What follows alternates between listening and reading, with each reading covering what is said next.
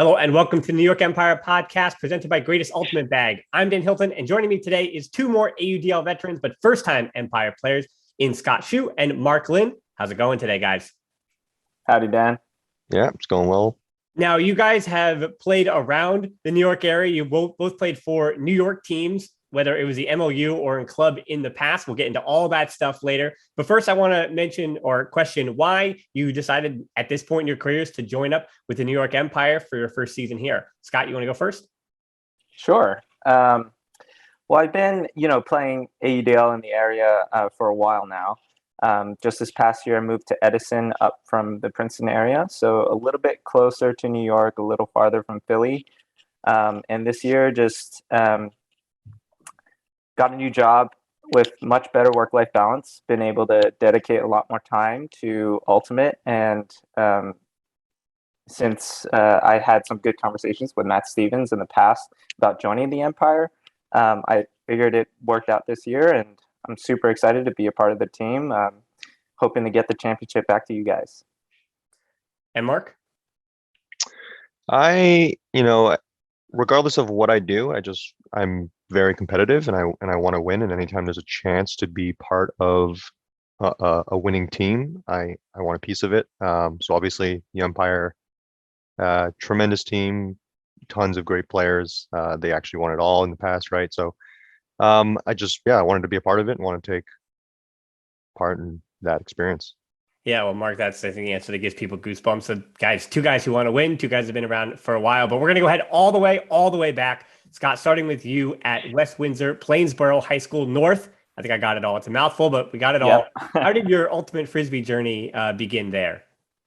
Yeah, it was pretty kind of spontaneous. I was running track in 8th grade. My track coach, Mike Jackson, he, I believe, played for Pike back in the day, maybe a couple years of sockeye, and he was, at the time, one of the elite club players. And during, end of track practice, he would throw us Frisbees to chase down. And that was super fun. That got me into it. He was like, Scott, you should try Ultimate Frisbee. And so there was a club team in our high school. Got involved there and never looked back. I mean, so Mark, just 1 year later, you were also coming through WWP North. Same answer on your ultimate beginning or similar? No, so I kind of stumbled on it by chance. Growing up, I had played soccer my whole life. And coming into high school, I was extremely undersized. So I went through puberty very late. So my freshman year, I was, maybe 4'11", and the varsity soccer team wasn't really something that was in the cards just yet. So I got some yearbook pictures to back that up. Yeah. Very real tiny. So didn't have a good shot at making the varsity soccer team that year. So I was just looking for other things to do in the meantime. So I ran track that year as well. And I also happened to come out and play a couple of Frisbee games with the Frisbee team there, and went to a couple of practices, and eventually I just got hooked from there. Yeah, we're going to jump around a lot with whether it's AUDL, whether it's club, college, and even DEVYL. There's a lot of different pieces to your journeys that are overlapping. So we're going to try to go one by one, if you will. Indulge me in that. So Mark, following up that question, around that same time, getting into Ultimate, how did watching those Revolver teams from the start of last decade, the guys that even were the predecessors to the real big strong, when Cassie Rasmussen and Bo Kittredge and that were kind of even still just becoming a part of Revolver. How did that group, as well as the Next Gen Tour in 2011, how did that shape your love of the sport? And if you want, you can throw in your 2014 trip to Colombia as well. Yeah, so watching Revolver is one of my most formative early memories to, as exposure to Elite Ultimate. I think I really started to get passionate about Frisbee, sometime maybe my junior year, so 2010. And this was the first time I started to watch and tune into club broadcasts. And yeah, I distinctly remember watching a Revolver game, and then they obviously won the championship that year. And I think a really formative memory for me too during that during that time was just watching guys like Ryo Kawaoka and Jit Bhattacharya and just seeing the presence of other Asian players at that level in a sport that was almost predominantly white in the finals, and just really remembering like, oh wow, these other Asian players are playing at this level, and that, that's something that I could foresee myself trying to be one day, and that served as a role model and an impetus for me to continue playing and wanting to get better. Well, certainly you guys signed up with DEVYL to a fantastic program for young players. And Scott, how did becoming a YCC national champion with DEVYL in 2010 prepare you for success as you moved up the different levels? I think for me, it showed what kind of commitment and what kind of talent really awaits you at the upper echelons of the sport. To me, similar to Mark, I'm a competitive guy. If I see, there's a ceiling out there, I want to try to reach it. And so for me, like YCC was kind of that first ceiling. Achieving that just like only augmented my passion for the game. And from there, I continued to play in college, play in club all these years. Well, Scott, I know we're getting out of order here, but how did helping found Garden State Ultimate, which became one of the premier New Jersey Ultimate Frisbee clubs, how did that change your relationship with the sport? For me, Garden State has a special place in my heart. I've been a Jersey boy my whole life. Grew up here, went to college here, and so for me, like back in the day, knowing that Pike was a semifinals team that was based out of Jersey, right? That made me really feel a level of pride in where I was from. And then, sadly, throughout the years, like teams kind of reformed and kind of drifted apart and got pulled apart to the New York and Philly communities. I felt like there was still a strong bolus of talent in New Jersey. And so Grover and I founded the team in 2013, and it's been going strong since.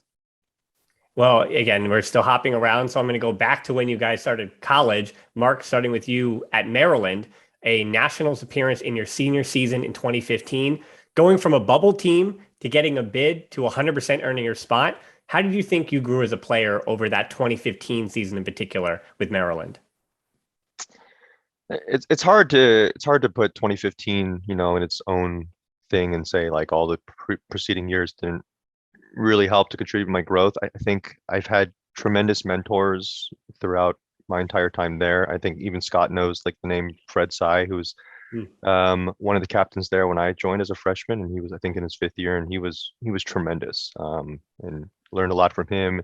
Other names like Marshall Schroeder was a big piece for us, during my early years, and a big piece of inspiration for me. And I mean, I had a lot of tremendous teammates too, so I think it's kind of tough to not give them some shine here as well. Like I think I came in with it was a class of four of us freshmen that were all really gifted. Eric Biggs, who had played on the YCCs, the U19 national team. Myself, Nate Pryor, who now plays for Truck Stop. He's played there for a number of years, big piece of their O-line. And then Davidson Gerard, who honestly, I think all of us agreed that he was probably the best player amongst all of us, and he actually doesn't play anymore. So 4 big pieces, and all of us continue to grow together, and we would challenge each other. And collectively, I think we helped to bring up the level of Maryland Ultimate. And, obviously all of us coming into our primes in our senior year really helped put us over the edge there. Yeah, it's interesting in our conversations that you'll say names and you're like, oh, that name's been around for 10, 11, 12 years now, when you're talking about DC Ultimate or New Jersey Ultimate. And speaking of New Jersey, New York, Philly Ultimate, Scott, speaking of your nationals experience in your senior season, what was the experience like to take a Rutgers program in 2014, known for a proud history of college nationals, back to the promised land after a bit of a drought, especially doing it, this is the Empire podcast, so doing it with a number of players, well, Matty Weintraub, the only one currently likely still with the team, but so many other names from the past who've been around the Empire, played for the Empire, for Pony, for all these different New York, New Jersey teams. Yeah, I can't, much like Mark, I can't, talk about this without mentioning names like Gibran, Albert, Josue, Maddie, right? Those guys are my boys. And we all, throughout college just kind of kept challenging each other and really like in the summers seeking those alternative experiences in the club season, right? Really trying to get better for Rutgers to be able to take a team and not only uh, uh, go to nationals, but set up a good foundation for the team going forward. So, Yeah. go Yeah, ahead. of course, the universe point. I just wanted, before we move off Rutgers, just the universe point against Cornell, certainly a highlight for you. Absolutely, one of the top moments in my career. Probably the only time I cried out of joy in my life. So, looking to replicate that. Winning more titles with the Empire, as well as with other teams in the club circuit. Well, now going back to the AUDL, because again, it continues to get confusing because as college players, you were already in the AUDL, Mark with the DC Breeze and Scott with the New Jersey Hammerhead. So, Mark, starting with you, what was your first experience in the AUDL like being a younger player at the time? Yeah, before I get into this, I just want to mention that I don't think Rutgers ever beat Maryland during my time there. Just a little shout out. Yeah, so I first started playing with the DC Breeze in, I think it was 2013 or 14, one of those years, pretty early on. I actually only played one game. I pulled my hamstring in that first game, and so it was kind of a limited experience. Cool to get the chance to play in a different environment in front of a crowd. Very like electric kind of experience the first time you do it. And that was the year we had brought in like Alex Thorne and Tyler DiGirolamo, and yeah, it was a good team. I just didn't get to play too much that year because of my hamstring, but yeah, it was a fun and like a very exciting exposure into what pro ultimate could look like. Yeah, we have a little ticker up. I'm not going to make the graphic, but we should have a little ticker up because Alex Thorne and is also still currently with the Phoenix as is DiGirolamo. And so, Scott, back to you as far as your experience with the Hammerheads. Again, a very, very young team. Almost the whole team was just green, raw, and young, but jumped into the deep waters of the AUDL. Yeah. For me, it was kind of a surreal experience, just like growing up, being around Ultimate and just kind of being a niche sport all the time. It was like I would always watch basketball players, football players on TV, and never actually thought that I would get the chance to be a pro athlete. And now here we are, 10 years later from the first AUDL season. And still going strong, still getting media deals, and getting more and more exposure. So for me, like playing in that first game was just absolutely electric. I think we had a sectionals tournament that same weekend, and I remember coming off of 4 games and just being exhausted. And then once they announced our names, we were playing under the lights in front of a crowd of like 200-300 people. Just all that went away. And it was super energizing. So wonderful first experience. I was hooked from that. Well, jumping around with different things and kind of starting with DEVYL, where both of you met one of the co-head coaches for the Empire, Anthony Nunez. And so, Scott, starting with you here, this is not your first time working with Anthony Nunez, or in your case, Charlie Hoppus. How was your previous experiences with them in the past, and how do you think this time will be different? Because with Anthony, it wasn't just at DEVYL; it was also with the New York Rumble as well. It was with the Rumble as well as Rutgers. He did coach us for a year. Mm-hmm. So I think Anthony's just been with me throughout youth, club, college. And so he knows me well. I'm very close with him, not just in a player coach relationship, but we regularly talk outside of Frisbee.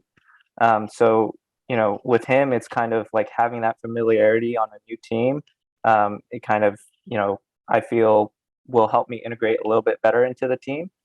As well as Charlie, right? Charlie, he's a great coach. I played under him in 2019 with Patrol. I always was kind of drawn to his coaching style. He wasn't like a very like authoritative, super serious kind of coach, and his attitude is more like he's very friendly with his players, and he gets to know them and understands them as people and their motivations and needs and wants. Um, Super big fan of his style, and I can't say enough good things about both of them. Well, Mark, for you, you've only previously played for Anthony, and that was with DEVYL in 2011. So how is that relationship different now with you as an adult?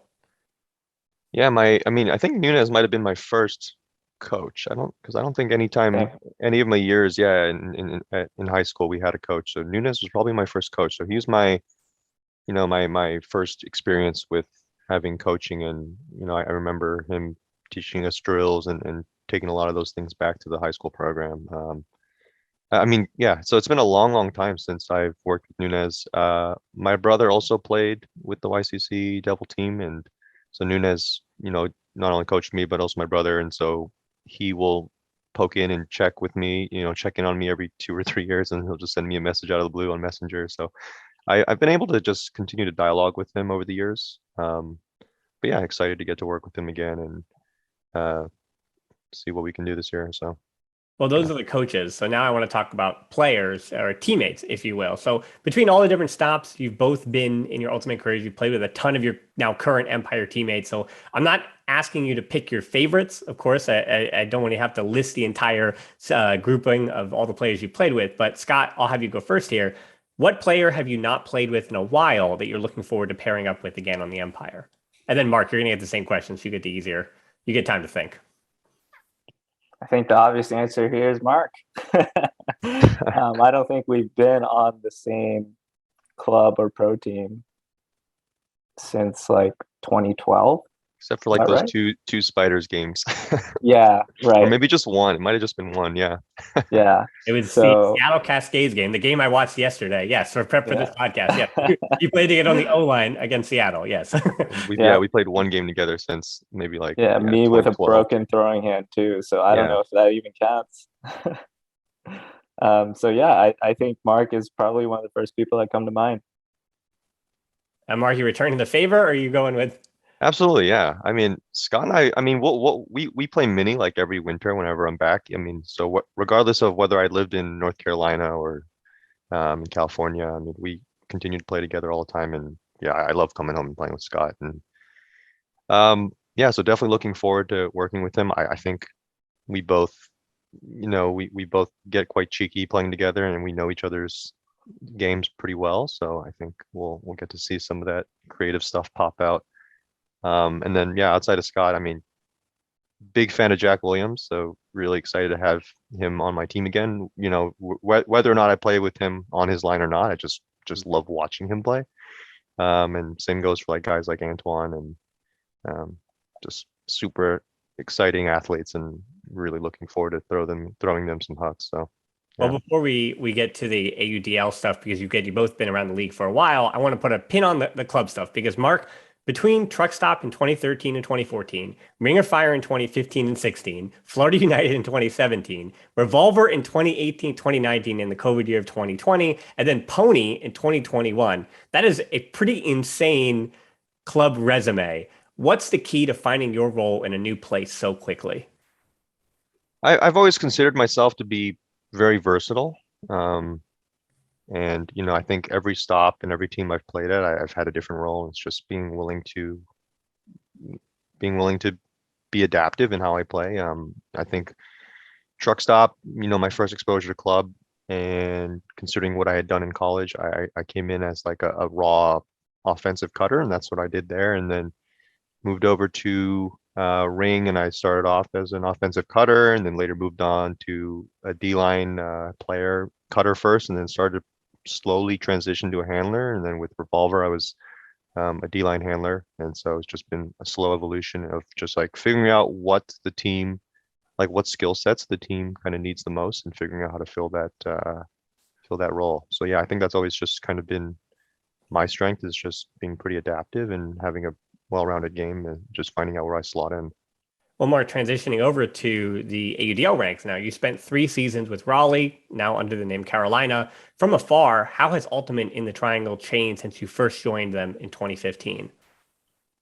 So I think what we're seeing now is just all that investment into the youth pipeline starting to bear fruit, right? When I was there, the 2015 ring team had a lot of the old guard still present, you know, the Brian Caseys, Taylor Popes, Micah Hoods, all those old names. And then towards the end in 2016, 17, on those Flyers and Rings years, those were the years that all the Carolina Friends kids started to come back, join the team. Guys like Gooch, guys like Saul, Dylan Lanier, Henry Fisher, all those names that are now really big in both club and AUDL. You know, they've all come into their own and they're all super good frisbee players. And yeah, so I think that team has certainly evolved and now they're all in their prime, if not, you know, maybe still have even a year or two to go before they reach their real prime. So yeah, they're going to be exciting for a couple years for years to come, I would say. Yeah. Yeah, if I'm almost any AUDL player in the league, I'm waking up in a cold sweat thinking about Anders Young's sophomore season in the AUDL, of course. But Scott, now moving up the coast to Philadelphia, spending a few seasons you did with the Philadelphia Phoenix, how do you think the team with established vets, now we're talking about this season, the roster just broke last week. So with established vets like Sean Mott, James Pollard, Matt Esser, Alex Thorne, Bryce Dunn, just to name a few, how do you think they're going to mesh with so many young, I mean, someone to that young future, and I'm going to say future stars, honestly, in players like Nate Little, Casey Thornton, and Ed Brown? Yeah, absolutely. Philly has kind of been a little bit like Raleigh, where they have this super strong pipeline, really invest in the youth in the area as well as the college programs in the area. I know a number of Phoenix folks, they help out with like Temple, with UPenn, and all those other teams. So I wouldn't be surprised to see them make some noise this year, and in future years as well when like Mark said, that pipeline starts to bear fruit. Yeah, I'm not putting any pressure on him, but I would circle Ed Brown as a name for Rookie of the Year in at least the East Division as being a candidate for that. I'm going to throw that name in the ring real quick. So, Mark, we're going to head out to the West Coast. Before welcoming Scott to San Jose, you played 12 games in 3 seasons. So I want to be clear that, yeah, it wasn't necessarily full years at any point, but how are the Spiders different than your stops in Raleigh and DC? Let's see, the Spiders in 2018 where I think they were coming off their peak Right. years, so With there is a Bo little and bit the, of a different, yeah. yeah, a little bit of a different experience. For myself, you know, I just love playing Ultimate, and so when I had first moved out there, that was the first Ultimate experience forming, that synced up with the timing of when I had moved out there. So just wanted to be a part of Frisbee and figure out and get to be a part of the community and meet people. So I joined the team and picked up with them and yeah, played a handful of games. And then later on in the season, my priorities started to shift a little bit towards club. So that's kind of what happened there. But yeah, it was just, you know, it recognizing that it was a team that had been coming off its peak and yeah, just going out and having a good time playing Frisbee with people that I enjoyed. Well, the final conversation piece before we have a little bit of fun here is all the way now till today with the Empire, you guys both being a practice. And now, usually, I do argue with some of our guests because they'll very tongue in cheek say, we're not going to give anything away about where I fit on the team. But having watched tape of you guys, you've both played both offense and defense in the handler position in the AUDL. And for both of you, you've mentioned you've also lined up as hybrid. So again, I'm watching film of you guys, Mark, I just noticing that you were setting up as an initiating cutter, as a hybrid. So even though you are a handler, same thing, Scott, you're a handler, but you're not. You both are hybrids. And unlike others who I argue with about offensive defense, looking at their points, you guys actually do generally split between offense and defense. So I'm not going to make you or put you into a box in that way. But I want to ask though, as far as the handler position at Empire practices, now that you guys have entered the fray there, what has the early competition for those handler spots been? At this point, we're talking about, we've already announced in Elliot Chartock, Ben Katz, Ethan Fortin, Solomon Roycemeyer Bailey, and now the two of you.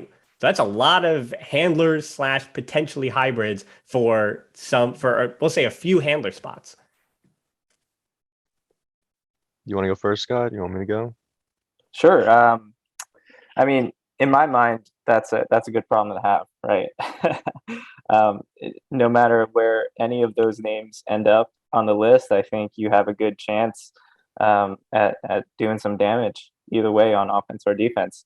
I think ultimately it comes down to these next few preseason practices. Um, I think we definitely have the pieces to be able to play around and be flexible. I was watching the earlier podcast where Ryan Holmes was like, "Hey, this year we could potentially really try to mix it up." And so if that's the case, like I could see myself going either way, playing O or D. Yeah, it's a good line. That Ryan Holmes line really sent me into a tailspin for the last few weeks. So and thank you to Ryan Holmes on that one. But yeah, Mark. I mean, all the people that you named are just, very hybrid in how they play frisbee. They could be downfield, they could be backfield. So I'm not exactly sure how that'll shake up. Like, I think there'll be points where I'm in the backfield, and there'll be points where I'm initiating for the defense, and it just kind of depends on who's available to travel for certain games, and yeah, who who's healthy and who's available for um, the game that we have on hand. And I think regardless of how we mix it up, I think it's nice knowing that you have that level of versatility, so you can feel comfortable as a handler pushing downfield, and then maybe not having to come back right away, and then knowing that other people can fill in, and it's just really hard to defend when you have an offense that versatile. Yeah, that's a great point, Mark, that even though I've named a lot of players, right, over the course of a long season, whether it's injuries, whether it is travel, the questions and when depth is questioned over the course of a long AUDL season, certainly to have all those names, everybody's going to get playing time, everybody's going to feature, everyone is going to play some kind of role. So yeah, okay, we're done with, I think, the most serious parts of this, because now for the two of you, I went with instead of New Jersey base, I was considering that, but I was just going to be a lot of questions about Wawa, honestly. But instead, I'm going to do a mixed bag lightning round where we're going to try to do different things from your past or the present as well. So, Mark, we did discuss already Rubik's Cubes a few weeks ago with Solomon Werschmeyer Bailey. And now I'll ask you a similar question here. You've said you once solved it in 26 seconds. Does that come down to your brain moving through the pattern quickly, or is it more about hand dexterity at that point? You're gonna need both. A lot of it was hand dexterity. Like, this was my freshman year when I was Rubik's cubing, maybe like, honestly, like 4 to 6 hours a day. It was a lot. I didn't know it was a verb, but yeah, Rubik's cubing. All right. Yeah. Just cubing like 4 to 6 hours a day. And one is like, you need to know all the patterns and algorithms, and to be able to instantly recognize and then like apply the right algorithm. And then from there, it's just how fast can you execute the algorithms, right? So it comes down to hand dexterity, but you really need both. You want to be able to recognize the patterns, and in some patterns, there will be a couple of algorithms that you can apply, and so knowing which one you want to apply and then executing.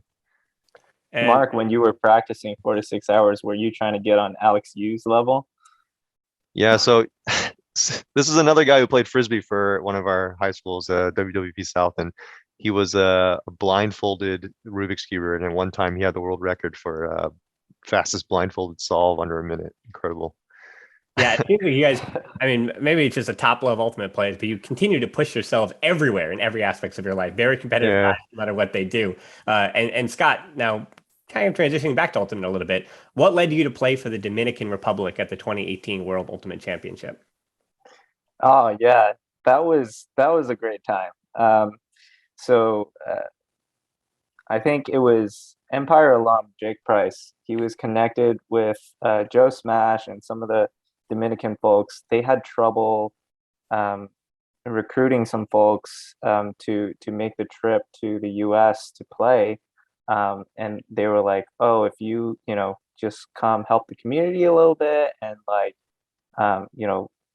help kind of grow ultimate in the DR a little bit, like they would love to have some US players with club experience to kind of fill in the gaps there in their roster." So that's kind of how that came about, and it was just an incredible experience because like coming into the tournament day one, nobody knew each other, and like by the end of the 4 days, it just felt like we were a family. Those guys like playing under a different culture, playing for a different national team and representing their country, you just felt an immense amount of pride. And honestly, I feel like, no matter if you were a US based player or a Dominican player on that team, you were putting your body and heart on the line for that team, for that country, every single point. Yeah, I feel like so many Ultimate players have these just one weekend that they can speak about that it was this incredible thing that happened, or a tournament that comes together that's unexpected, or an unexpected experience. But okay, so Mark, we're getting a little silly here, but you played with some greats, Ultimate greats in your time. Who have you played with that reminds you most of your guy who's still doing it at 37 years old, by the way, in the NBA? And that's LeBron James. Oh, who's the GOAT? Come on. Well, that's a great question. Is Michael? I mean, I have Michael Jordan as the GOAT. We talking All right. about Yeah, GOAT or GOAT. longevity? Because if it's longevity, I think the answer is obvious, Mark. Is it? Come on, you know this. Longevity. Well, like a Trey? Who's Yeah. still going, man? Trey. Gotta give some love. Old Trey head. Trey Katzenbach, yeah, is who you're speaking of. Philly. The word legend, I think sometimes might get overused too quickly in Ultimate now, because the sport has only really been around for 30, 40 years as far as top level. But yes, Trey Katzenbach, a legend of Philadelphia Ultimate you're speaking of, who was still a professional player at the age of, what was it, Scott? 46 he retired, I believe, or was it 47? I think he was in his 50s. Oh, then he was in his 50s. I got some funny Trey stories. My first year on truck, Trey was on the team there, and he spent the night at our place, slept over, and we played board games and ate candy together. But it was just funny because he was the oldest person on the team that year, and I was the youngest person on the team. So it was just such a weird mix, having him over, sleeping over in a college household, playing board games with us. Yeah, fun story with Trey. Yeah, at that point, he wasn't double your age just yet, but he was. Oh, he was. He was double your 43. I was 20. Yeah. Let's see. Going back to your previous question on who LeBron James, there's a lot of names up there that I can think of. If you're considering guys who have maybe no longer play anymore, it's guys like, Ashlyn, the Cassidys, George Stubbses. Those guys are all at the really top of my list.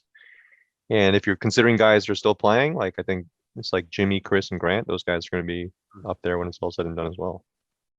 If you're forcing me to pick one, that's really tough. Yeah. Yeah. No. We don't pick one. It's just like in the NBA today. There is no best player in the NBA right now, but there's a lot of very, very good players, MVP caliber. It's good for the league. Same thing with Ultimate Frisbee. It's good to have so many talented players. So, all right, last two quick ones here before we go. Mark, where do you think gambling is going next in the sports world? I mean, I'm pretty big into sports betting, so I'm all for it if Frisbee, it picks up enough traction to really have strong prop bets. And I think there exists like game by game bets, right, where you can bet on the spread, but I think as players we're not allowed to do that. So but yeah, it's cool. I mean, I'm into sports betting. I do it for the NBA, and yeah, it makes it more exciting to watch. So I think with sports betting comes better fan experience. So yeah, I'm all for it. And then finally, Scott, you get the last question here. What is your recommended anime for someone who's never watched anime before? Ooh, there's a lot of good ones to pick from, but honestly, if you're gonna put me on the spot, I want to say Death Note. That one, like, I don't think it's not your typical either. I think you're you should check it out. It's like a thriller kind of mystery crime genre, and it's really good. Like, the plot twists will blow your mind. So it's a little bit less like your traditional kind of shonen anime in that regard. But if you're getting into the genre and you've just seen live action, I think that the story will hook you in. All right. I think One Piece is the LeBron James of anime. So that Death Note and One Piece. Those I are the can't disagree with recommendations that. from Scott, Xu and Mark Lin. So Scott, Mark, thanks so much for joining the show, and we look forward to seeing you on the field this year for the Empire. Yeah, thanks for having us, Dan. And thanks to you so much, the listeners, as this wraps up another edition of the New York Empire podcast. From the entire New York Empire family, we'll talk to you soon.